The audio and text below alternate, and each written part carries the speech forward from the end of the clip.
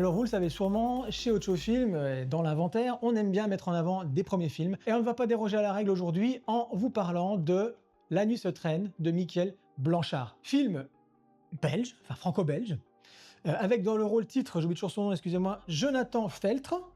Jonathan Feltre qui est un serrurier et qui, par une nuit d'automne, on dirait, est appelé par une jeune fille qui est coincée devant chez elle. Elle n'a plus les clés de son appartement. Le personnage de Jonathan Feltre, qui s'appelle Maddy, arrive pour la dépanner. Il lui demande sa carte d'identité, elle ne l'a pas. Dès qu'il va ouvrir la porte, elle va lui dire de rester sur le pas de la porte. Elle va rentrer, elle va ressortir avec un gros sac plastique en lui disant rentre dans l'appartement, j'ai laissé ma carte d'identité sur la table.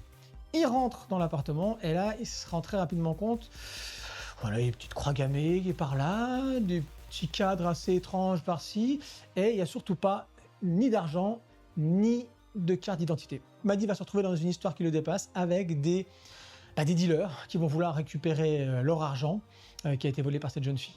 Et Maddy va devoir récupérer cet argent en une nuit. Là, vraiment, Michael Blanchard fait de Bruxelles un personnage à part entière.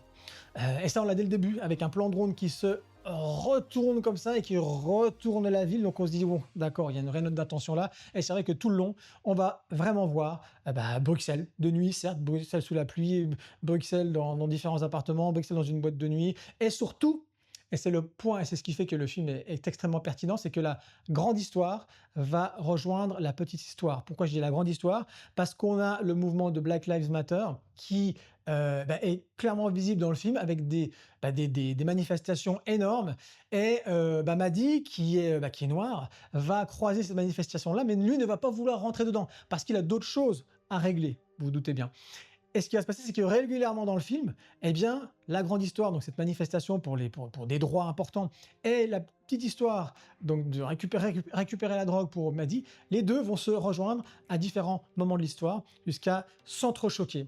Donc c'est un film qui est bourré de qualité, son scénario est extrêmement bien écrit, la réal est très efficace, on a un découpage aux petits oignons, des cadrages qui sont là, le budget qui n'était pas énorme est exploité de manière remarquable.